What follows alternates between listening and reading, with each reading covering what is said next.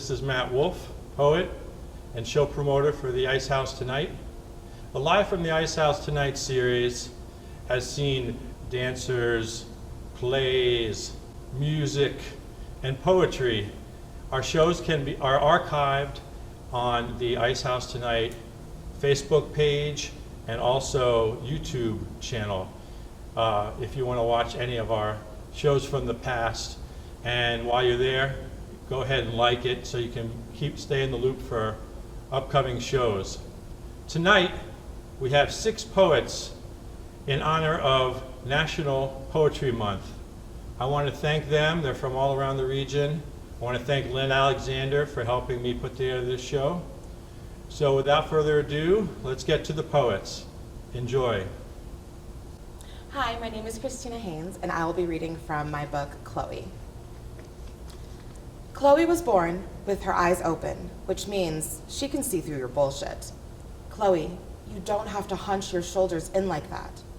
She leaves her mouth all over town and always tips too much. Fishes pennies out of her sheer stockings, gets high off of the fumes from the city bus.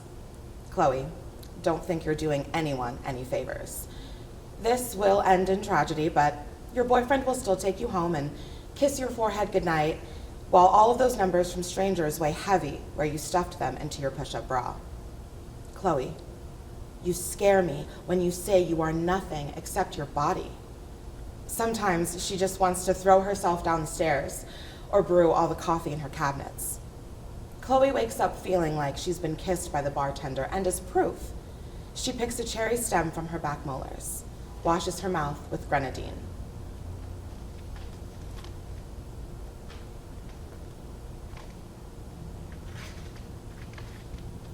On the subway, Chloe removes the softest bits of herself. Everything lately is a scent memory, and she's fucking tired of it. Her ex-boyfriend's cologne follows her like a shadow. It's not a proper morning if she's not crying over her delicates on laundry day. Chloe orders a large plate of fries and a cup of green tea and licks the grease from her fingers after, satisfied only in the way that carbs and salt will leave you. Most days, she is letting the hollow in her stomach follow her along. Chloe goes to the doctor, holds her breasts up with her hands over the paper gown, tries to make herself as light as possible when she steps on the scale, powdered sugar still under her nails from this morning. It's okay, Chloe. Washing your hands is never really the answer unless you've murdered a man or held the hand of his mother. On the 4th of July, Chloe will find herself elbows deep in potato salad and family members who don't know how to stop sharing. Cigarettes floating in red Solo cups with an inch of stale beer at the bottoms, half-eaten plates of rhubarb pie. Her sunspots peek shy beneath the thin straps of her bikini, but Chloe doesn't swim. Instead, she applies tanning oil for appearances and checks her teeth for lipstick stains.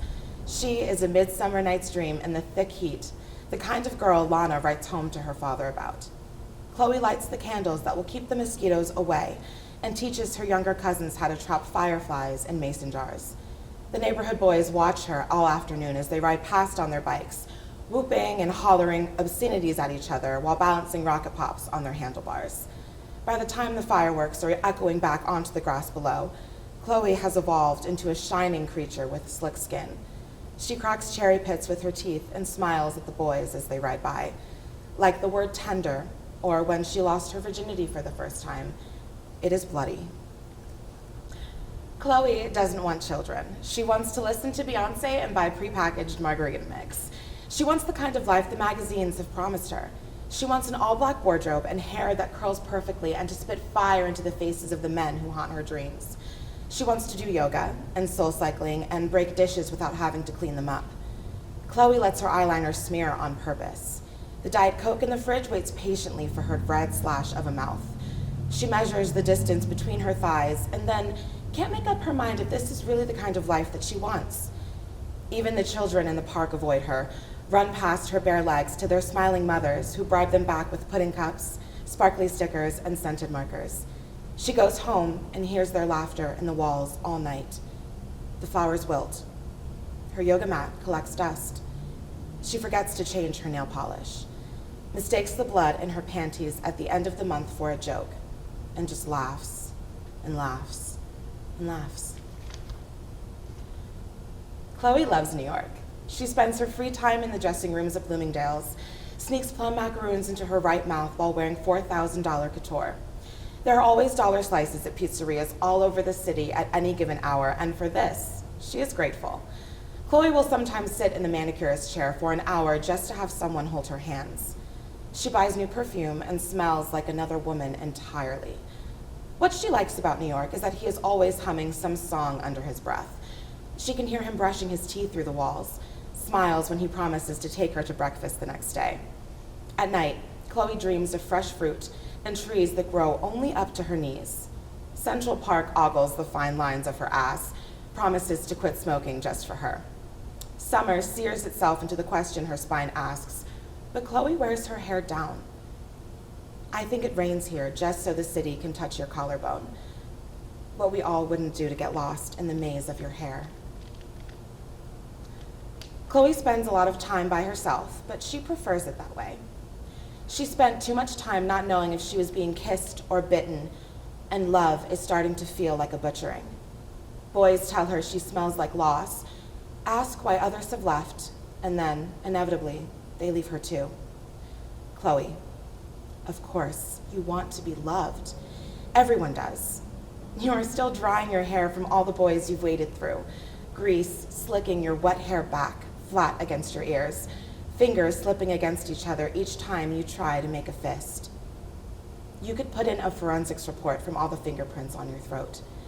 You shop at certain stores because when you leave, your clothes smell just a little bit like him. His scarf, hidden in your purse, leather and grass, sunlight and wind. You hold the arms of complete strangers in search of the time and think, God, this is the closest I've been to anyone in months. Thank you so much. Hi, I'm glad to be here today doing this for National Poetry Month through the IceHouse Tonight. Thank you, Ara. Thank you, Pam Willis. My name's Danielle Notero, a longtime poet, writer, actor in the Lehigh Valley. I have a book, Lynn the Mask, which I published 8 years ago. I won the Outstanding Spoken Word Artist in 2018, so I'm pretty proud of that through the Lehigh Valley Music Awards. And I have a CD, Limb the Chord, some pieces from my book with music, trippy experimental music, provided by Joe Limbus, Big Gus Stoffer, Dylan Anderko, and Earl Devonkel. So I'm going to read for you, and I'm going to put this down. And some of these poems address what's going on now in the world. But this tiny little thing was written about 12 years ago, and it doesn't have a title. A glimmer of light flashing outside my window in the night. I think maybe it's a UFO. I look more closely and see red and blue lights flickering. I'm glad I'm inside and not stopped by that cop. So this piece is personal for me, but it also addresses a feeling that a lot of people are feeling and are resisting and are protesting these days. This is called Snow Peace, Speaking Backwards. You force me into a corner of silence, like my mean daddy blocking me on the strand. Disempower. So I dive into the black river, freezing of disrespect. And I see stars spinning and shivering in their dying light, and I grab my breath and the words backwards out of the nothing, pull on them like a baby being birthed, a self being birthed. It's not so much a matter of, you can't have this, or this is mine, and I won't share. No, this is who I am. Delivering myself from you who stonewall me with your selfish mind and unkind deed. You can IED me with non-communication and play war games profound with your rigid stance, mainline the heroin of fear through your brain. I walked out that crack house of abandonment years ago, so you pick up the consequences of your actions and pieces, or you go on a rampage of playing the silent treatment, non-transparent, not unlike those who take our unions, taxes, education, and food behind our backs, passive aggressive. I will sit here in my alchemic transformation where some kind of acidic substance is transmuted by the snow light. Don't dumb me down, because I can't literally fly. No, I am on the bird's wing, and she won't let me forget when she flies into the transom window throughout the day, hasn't broken her neck yet in over a year. Cardinal and robin play in the snow on the branches as we speak. See their red flashes? Happy spring.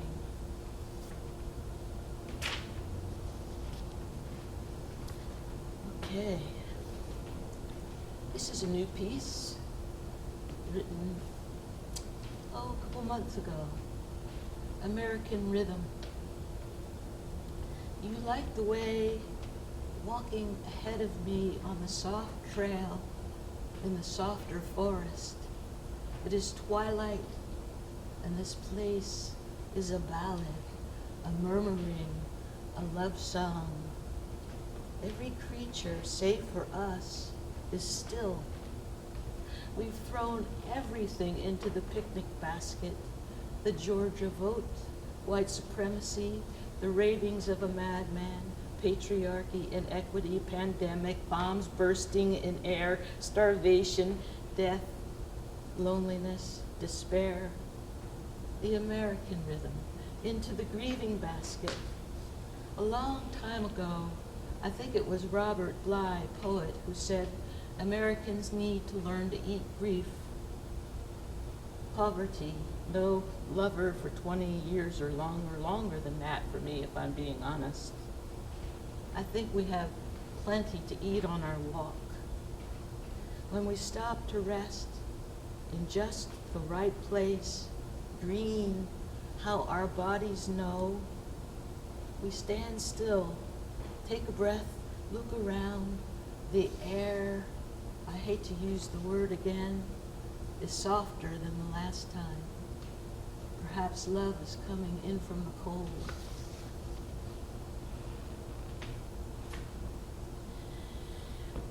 Okay. Another little piece written many years ago. Can't you see the cherries in my eyes? The fruit of love, so sweet inside my heart and growing in the darkness. I'd like to dedicate these next two poems to George Miller, who was an important man in our theater community. He died yesterday, and his death and his life affects us all.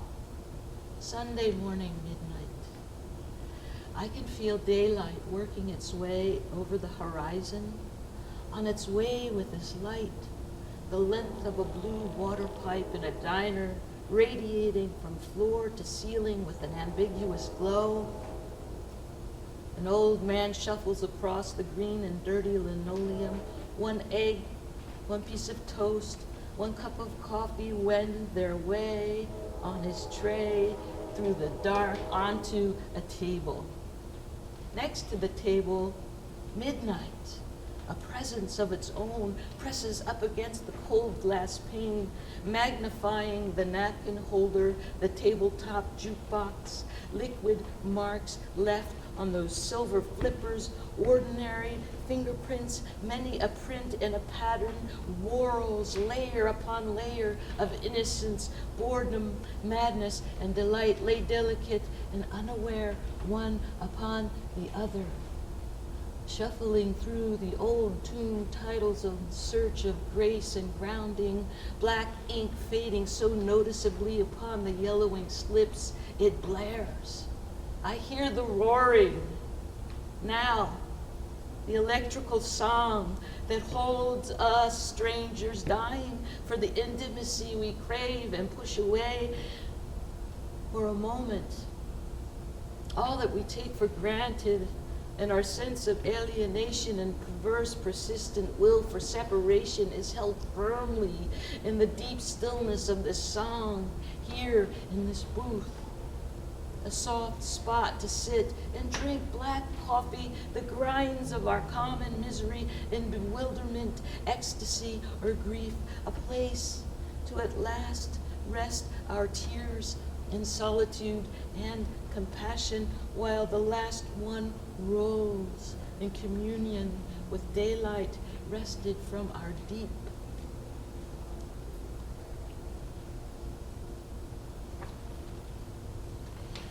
Okay. Where did I put that? Come back here, you. Sorry.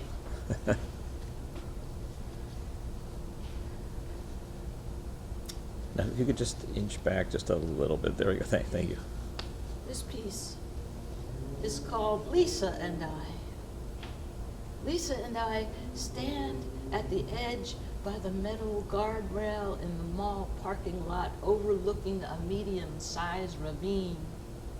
The lake Lisa has heard of around here somewhere, she says, is not this spot.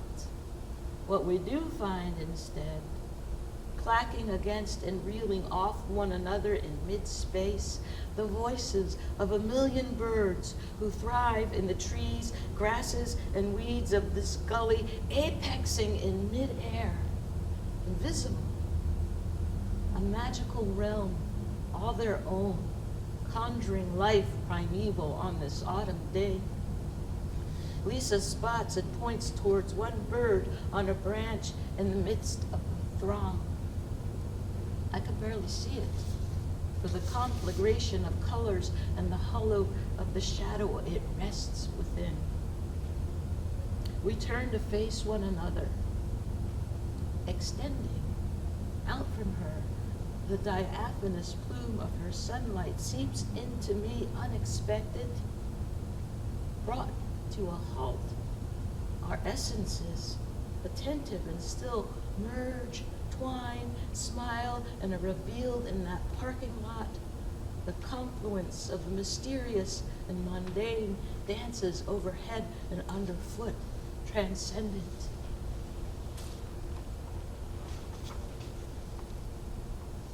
This is one more for George, and then a tiny little piece. This is called Glossy Americana.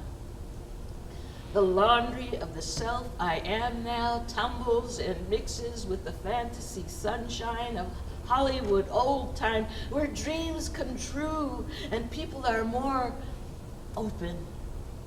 The pristine foam of a dream life bubbles in my belly and ascends through the unlit canal to my third eye. I step out and away for a second from the Hollywood Walk of Fame, golden siren stars alluring in cement, and assert my mark right here, right now, while driving on Santee Mill Road and its European curviness and danger and snow and ice and beauty. Is beauty dangerous? And later, sitting on my bed, I catch up with the beginning of this poem and become the catcher, the receiver of its first intonations, impulses, and images, flushing and filling out its life, my life, your life, our life, across the coast from the sign which reads Hollywood. And my heart, or that which is indelible in me, constant and truly erect, no less a giant billboard in space, says, I am here. Even if my dreams do not unfold in the manner I wish or want, and fulfillment discloses in a deeper hidden place, even if no one sees me, I am to the I am, the partner dancing, swaying, holding, caressing all the lived, unlived, half-lived, broken, beaming, aching, giving, taking dreams of myself and you and stars and bubbles and roads and ice and snow and laundry and love. And I'll end with this. written many years ago. No title. It's a beautiful spring night with just a little drizzle. April, the first real day, the one without a fool. Thank you so much. Have a good spring. Hi, I'm Roy Wordsmith. I'm a local poet. I live in the area, and I would like to read a few poems for your enjoyment. I hope you get something out of them. Thank you. Thank you for watching. The first one is called Behind My House. Behind my house, there's a swamp woods that no one goes to except windblown supermarket specials and last week's police blotter. Only owls perch and hoot high up these swamp oaks. On mineral nights over the thorns, suckling muck, mosquitoes, and poison ivy. Deer mend their way at dusk through pricker bushes and wineberry stickers. Sometimes a feral cat peeks curious out of a hollowed log hole, a pair of jade eyes, asking for nourishment and affection. I leave apple slices for grazing doe and wait for them in yellow squares of windows. I did not expect my brother's spectral ghost to emerge in a vertical apostrophe of smoke out of the sodden timber 1 hour past twilight. 1 inch and the river Styx separated us between a tempered panel of glass. Gone was his mouth and anything resembling a face to talk to, yet his form shimmered in outline. Narrow shoulders grew and dissolved, a voice 1 octave below hearing rose and then repeated, "You'll be all right." I followed the tail of his apostrophe as he turned. "I gotta go." His voice sounded like rain talking to busy curtains. It was over in a minute, less. Brittle twigs moved on invisible fingers of wind, and dead ash trees stood at attention. There was a tear, then another running down my gob.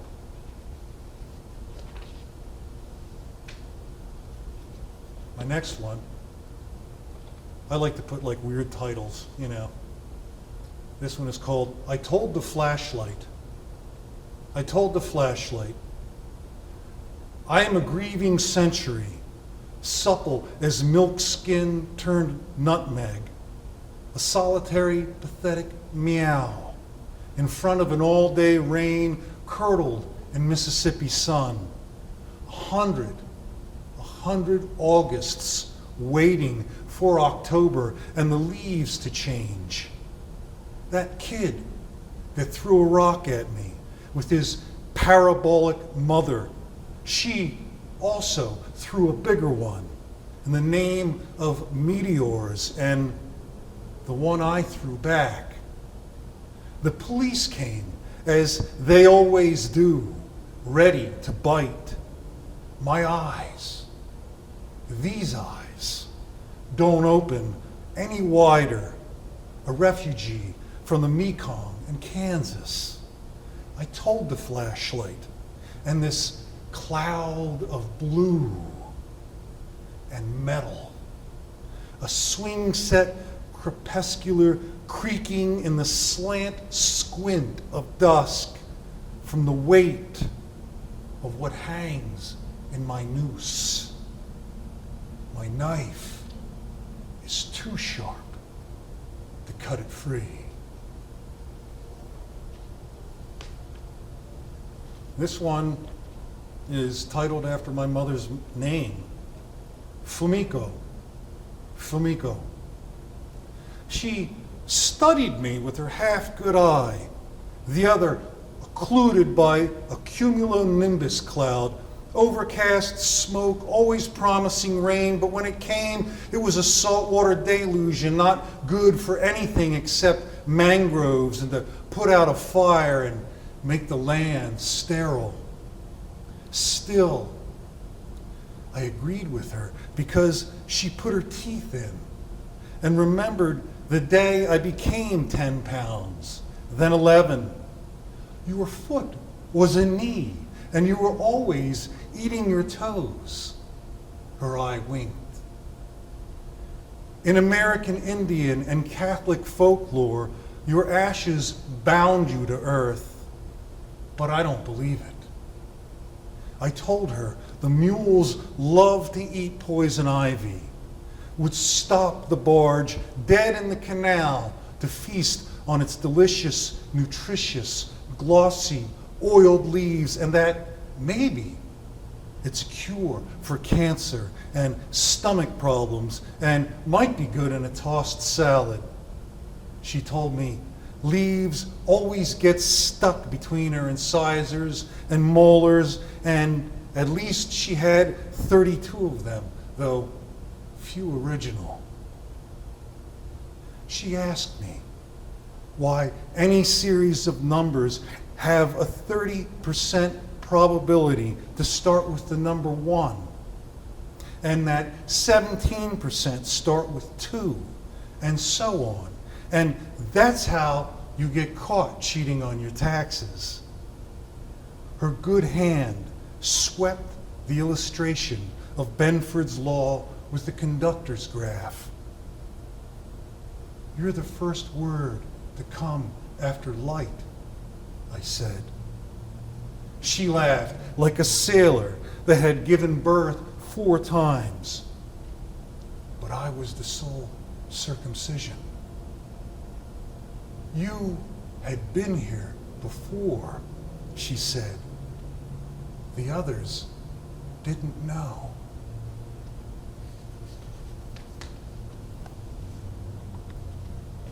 This one is called Two Sisters. 2 sisters is all I have left. One, a June lotus, the other, a winter cherry blossom. I was driving in the hour before dawn and lost 3 wheels. First, the steering went along with all sense of control. Then I realized one cannot control even what enters and exits one's own mouth or hands. So I let go.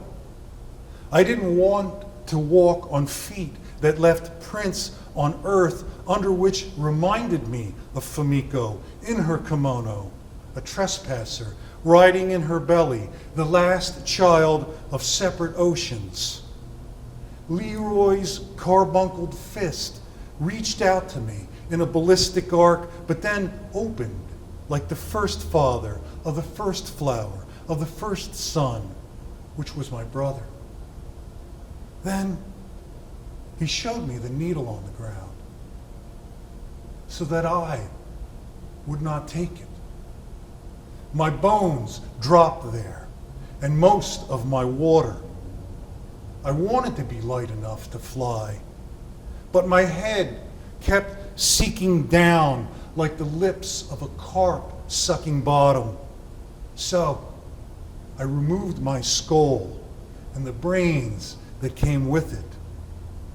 Now I am light as a cicada's wing and as frail, aloft on any random murmuration. One more. Brother. Brother, I painted you like Monet would, not like Dali.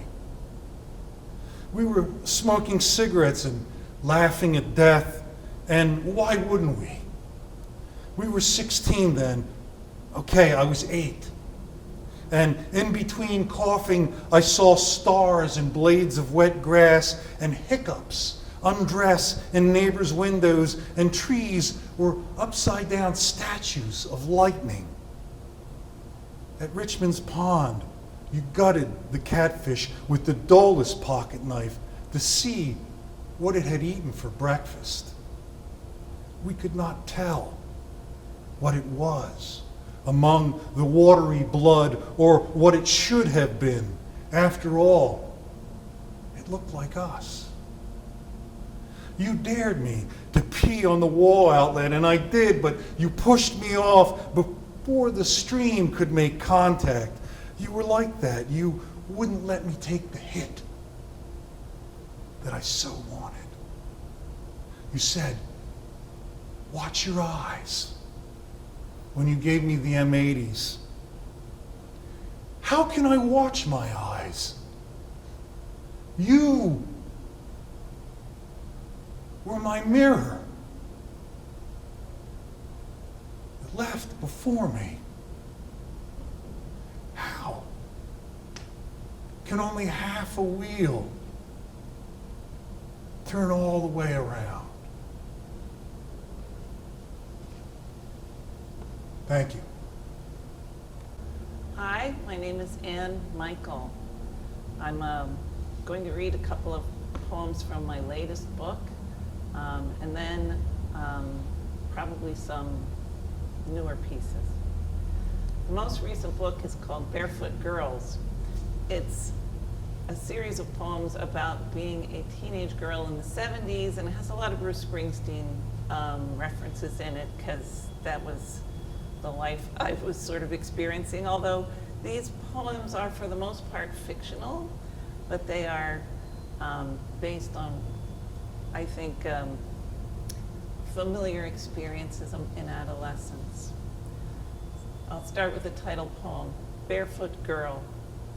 Sitting on the hood of a Dodge, used 72 model, in the secondhand car lot off Route 38, she watches the boys elbow one another, trying to pretend they're not out to impress. The high school girls whose long, straight hair swings in the light breeze as a summer storm turns east from the Delaware, sweeps a light rain over macadam, stirs the heat into fog. She thinks it looks like breath in winter, steam from an old-time train engine, condensation rising from the towers at Peach Bottom, where nuclear power keeps the tall lights burning over the tingle lines in the car lot at night. The kids gather where they can share purloined beers, warm cokes, some kind of communion, both sweet and distant, among the cars they can't afford. She stays in one place, in the shadow, away from the flirting, feeling her hair curl up against her bare back in the rain. She doesn't know what she wants. Not one of these cars, not one of those boys, to promise her things that never figure in her dreams. Not 1,000 other nights just like this one, breathy and damp, stuck against the space she keeps between herself and others.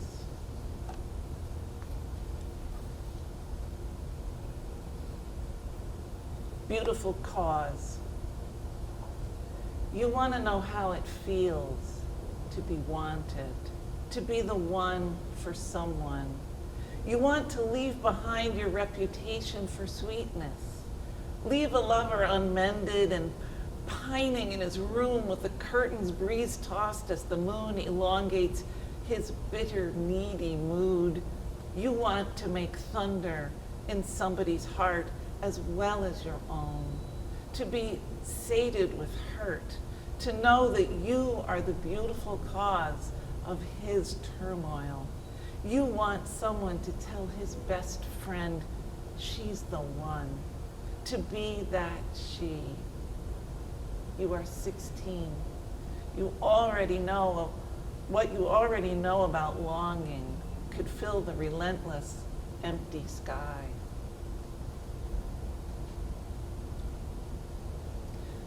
So these poems follow several mythical girls through several experiences, somewhat realistic and somewhat not. This last one is the last poem in the book, which I'm going to read now to kind of close this section off, and then I'll read from one of my other books. So this one is called Against Whatever Holds You Down. Summer and the barefoot girl skips across hot macadam driveways to the cooler concrete streets with their broken curbs and broken glass beside the small mown lawns, walks 10 blocks to the playground, where she sits alone on the seesaw. She can see heat waves rising from the railroad tracks. She's young, but sure she's left girlhood behind on the swing set, grown like the plantain weeds beside the shiny metal slide. Mosquitoes and gnats rise. A pair of third graders clamber onto the jungle gym. She envies them their bruised ankles and scratched legs. Nobody's telling them to grow up. Put on pantyhose. Walk like a girl. She almost wishes she smoked. Seems like something she could do with her aimless time. Make her look occupied. She's busy. She just doesn't seem like it. Busy thinking about the world and her place in it. Then she sees the swarm of dragonflies hovering over the sluice drain. 100 of them, maybe. Even the little kids don't notice. She stays balanced on the frame, watches the darning needles swoop and dart, hungry, busy, rising up against whatever holds them down. I have a book coming out, or supposedly coming out in this year, but pandemic may delay that somewhat. And that book is called The Red Queen Hypothesis. And in it, a lot of the poems that I have written play with formal strategies like rhyme and sonnets, and they're often kind of sideways. This one is a rhyming poem, but I hope to read it so it doesn't sound too rhyming and metrical, although it actually is. So it's called Alterations. What do you think of pansies deeply blue that in half shade take on a violet hue more suited to the species, viola, in a white window box in rural Iowa and hybridized within an inch of being some other plant, entirely out of keeping with an imagined heartland? Look instead at insurrections genetics has bred, so that the life forms known as corn or cow possess altered DNA strands now. And antecedents vanish altogether as we adapt our produce to the weather. We may have brought a meaning on ourselves. The drought, the flood, or a dry river tells how the suburbs crowd the rural spread, that days of family farms are almost dead, that ethanol means monoculture too, and so often it's our solutions that we rue. The highways pulse, and now the satellites beam unexpected wavelengths through our nights. The little violets are wild and tough. They may prevail, given time enough.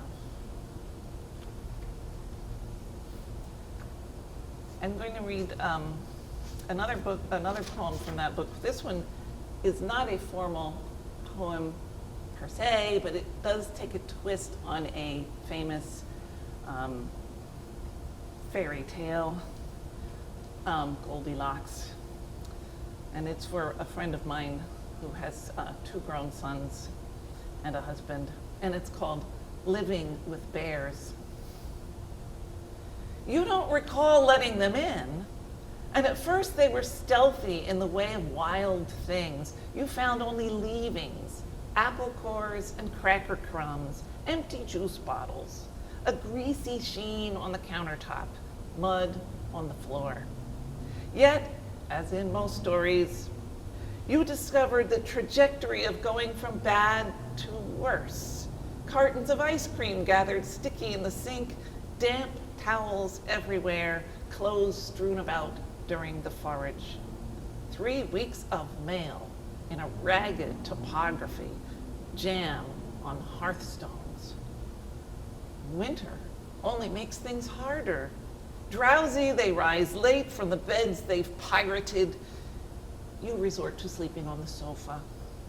Perhaps, you tell yourself, a large house attracts large occupants. You shrink in response to one small space, a stool in the kitchen where you barricade yourself behind the coffee maker, TV set, telephone. You dream of a 2-room house, far, far from the woods. And I'm going to close with a very new poem. Well, actually, do I have time to read another one? Sure. I guess I should probably read a pandemic poem That'd be good. before I close. I did write a few. I think most of us poets wrote some pandemic poems. This one's called Domum, which is the Latin root for domestic, means house or home. And house is sort of a refrain through this one.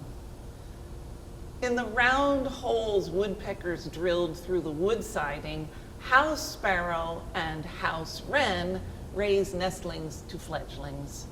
House finches' haphazard nests sit slung under eaves, and robin is a house thrush settled squarely on a beam. Each spring, our house houses others who build at a speed born of instinct.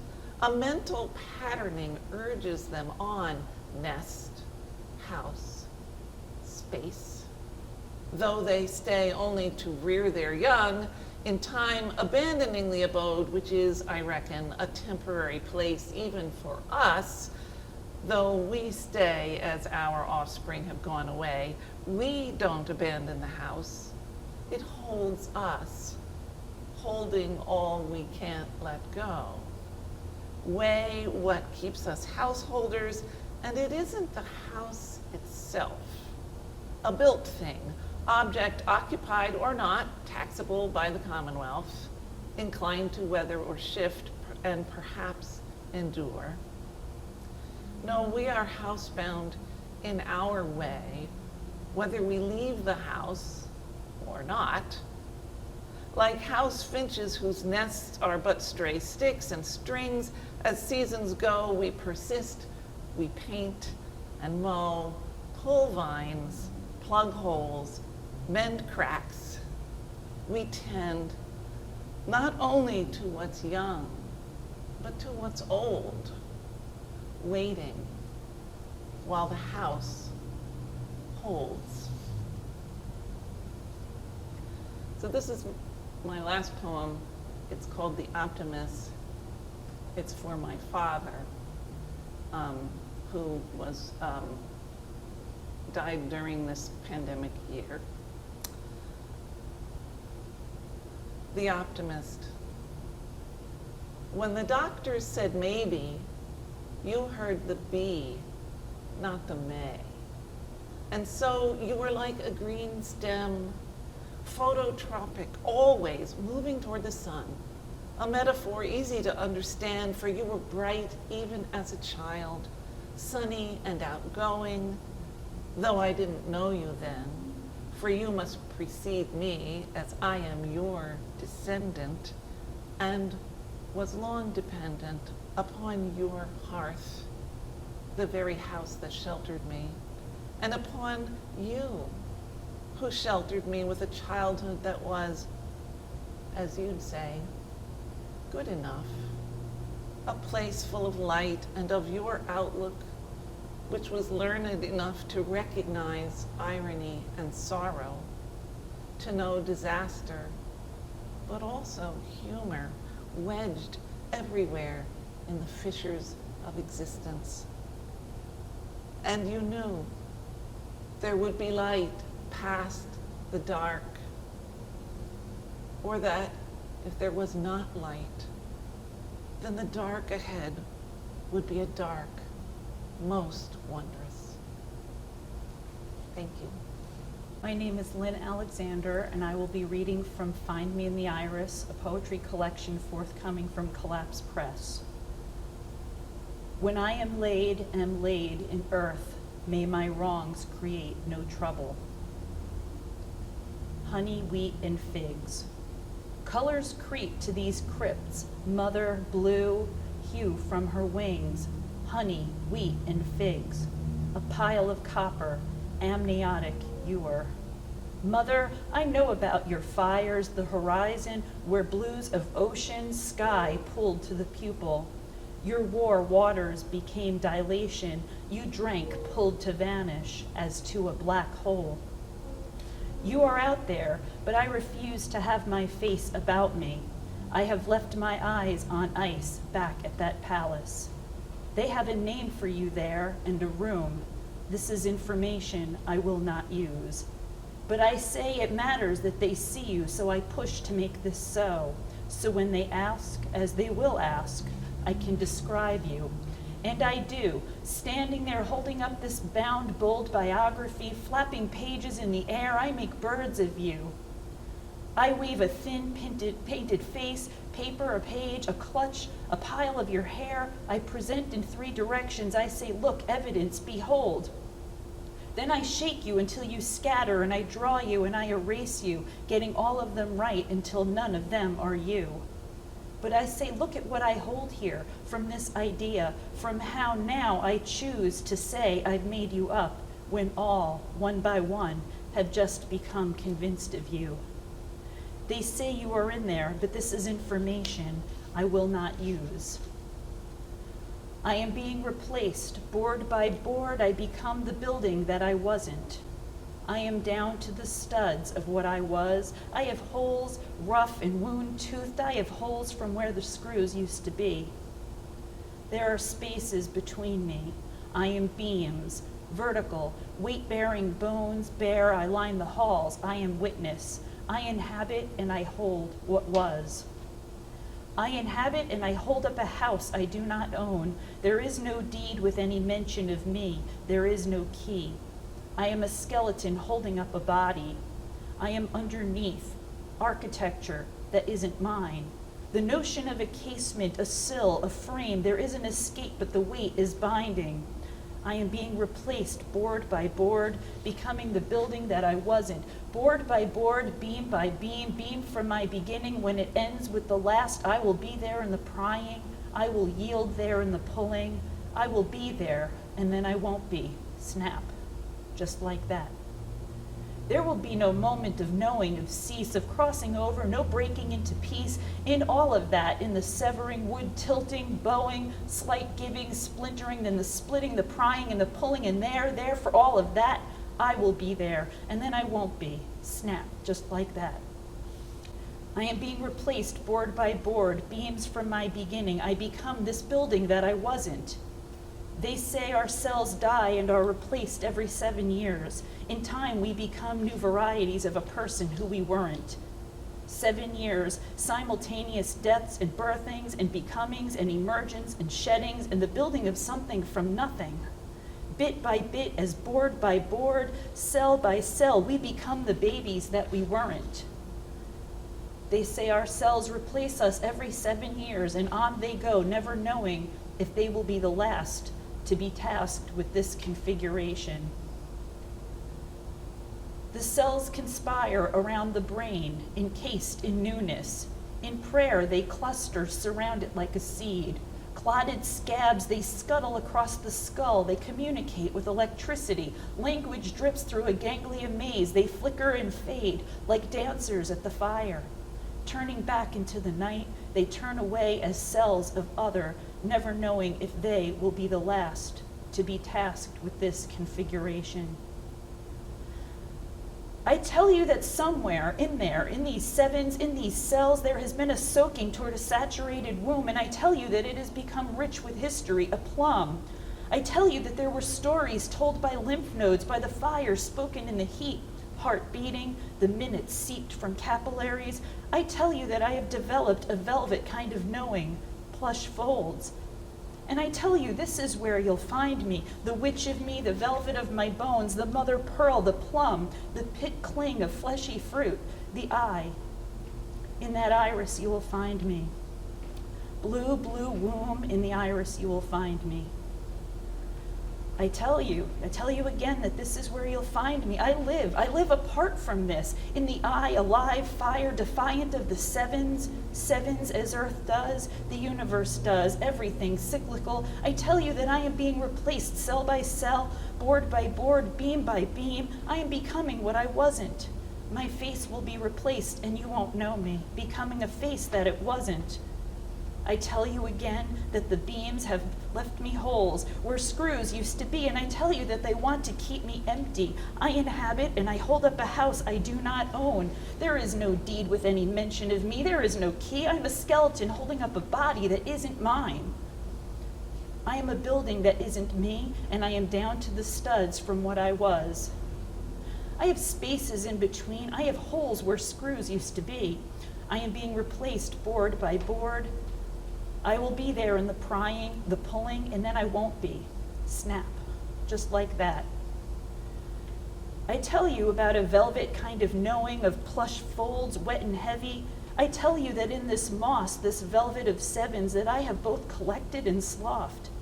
Wept, wet and heavy, a velvet kind of knowing of plush folds, this blue womb, velvet vessel, blue room, velvet nestled, branching tentacles kept my eggs. And from this space came babies, pearls plumped layers in their own sevens. And to each I sent a message of me, to their cells an electric mesh. I sent the hue from around my pupils to their eyes for them to find me. To the irises, to each, I sent blue. I say, please recognize me. Find me in the studs, the beams, the vertical weight-bearing bones. I say, find me.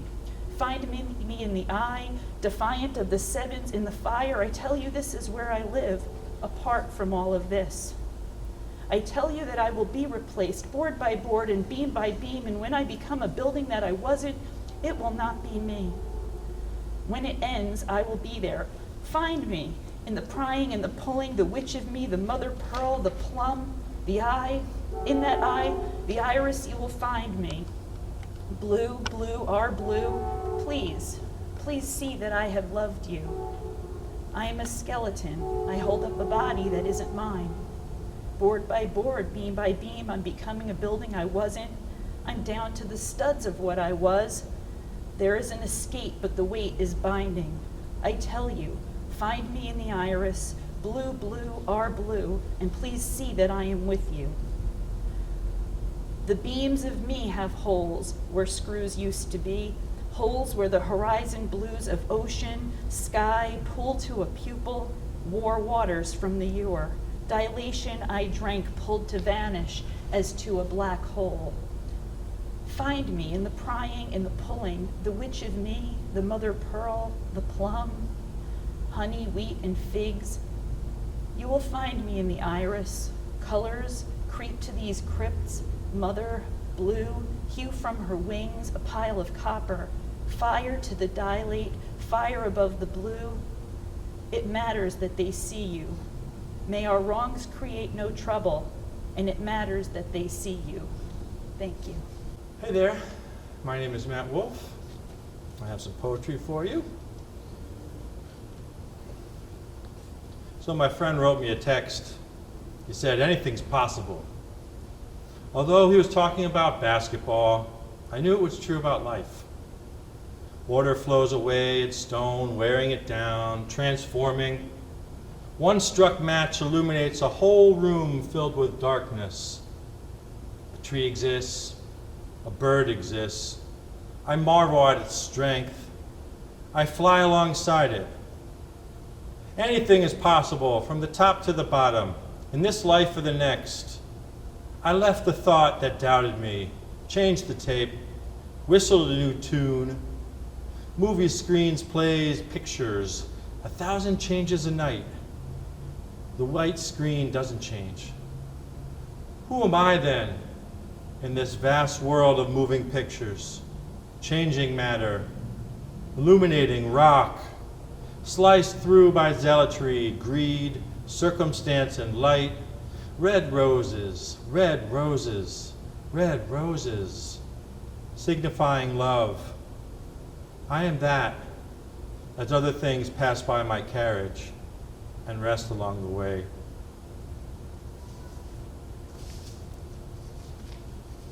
Okay, I wrote this poem for a sustainable Lehigh Valley publication.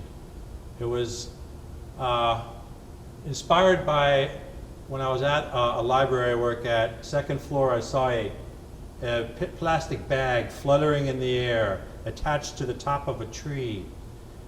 It felt like the plastic bag was triumphant. So I wrote a poem about that, called Me and My Plastic Army. Look at me at the top of this tree. It took a while to latch on and show my dominance, but now I'm here to stay. Me and my plastic army, ubiquitous, carrying books, groceries, shirts, candy, and other junk that they could easily carry themselves. And I have them all fooled. They hand out bags because they feel like if they don't, it isn't good customer service. Brilliant! I couldn't have thought of that one myself. Look at me soar. The tops of trees display my rightful place. I can't be thrown away, disappeared, and therefore stopped.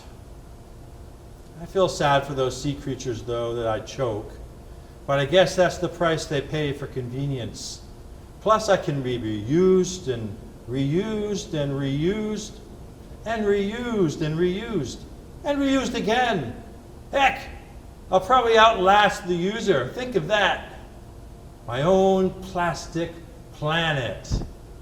Wouldn't that be great? Except, whose stuff would I carry then? I mean, I might get bored. Need to rethink this plan. The answer is probably up here somewhere in the upper realm of the ether, blowing in the wind.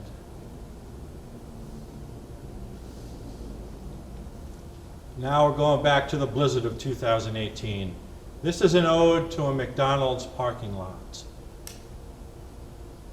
Oh, Golden Arches, your lot was there for me during the blizzard of 2018. Cars are getting stuck left and right. Commutes took 4 and 5 hours, but you were there. I couldn't get up the hill to Delaware, though I tried. 10 minutes to go 10 feet. I tried and tried. The mess in front of me said, go another way, Matt. And then I thought of you and your golden arches, welcoming me into your arms. Your parking lot was my haven overnight. A short walk and I was home. You didn't tow me. Heck, you didn't even know me. And yet you had a bed for me in my snow. I won't forget you and your kindness during this 8-inch blizzard that confounded men and camel alike. We weren't prepared for it, but you were more than prepared for me. And I thank you so much. I still don't think I'm going to eat your food. To continue in the parking lot section of this poetry reading, we're going to segue into the Wawa parking lot poem. It was just another heart attack in the Wawa parking lot. Backing out oh so slow, thank God for that. Since the hidden NASCAR vehicle tore by at breakneck speed, almost turning my Honda Fit's backside to dust. Are the hoagies really worth it? I can get money at my credit union, my gas at a Shell if I must. My heart is 47 years old, possibly more than halfway expired. And I think at this rate, losing 30 days of heart strength for one Wawa visit just isn't a good exchange. I wonder what kind of animal Shel Silverstein would draw for a Wawa parking lot. Wild hair jutting out all over the place, positioned so it can turn only left, removing back ends with one chomp of its jaw, a Wawalopolis of some sort. Despite my near-death experiences during my hundreds of visits, I have never witnessed an accident at Wawa. The social, ethereal, and pranic contract must be aligned in just a way that disallows contact between vehicles here within. But despite the near misses and daredevil escapes, we are still left to whittle away our lives, one heart attack at a time, buying hoagies and donuts at our local Wawa convenience store.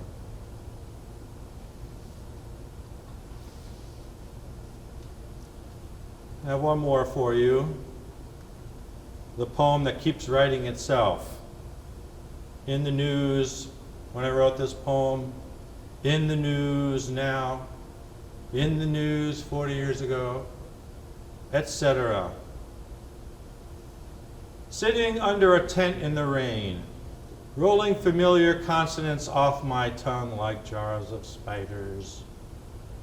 I've ceased to understand phrases like to protect and serve. Well, I guess the who was in the fine print, written in black ink. How ironic. Under dark clouds and tents under the rain, falling in buckets, running down, seeping into cracks, creating more fissures. At the same time, feeding soil, creating growth. How should I look at the water? Should I welcome you onto my face, into my weary eyes, tiring from social media screens, repeating bloody blue news?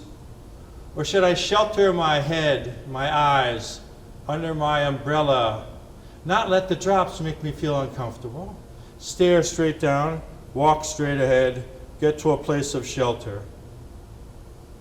A hard rain is a-falling, but I'm comfortable, my well-lit living room. While underneath, the foundation is shifting, the growing life causing the ground to swell. Too much rain cleaning out our eyes, our bodies, our minds. I sense a groundswell springing forth. Do you feel it? See it too? Do you sense the flow causing your life to change?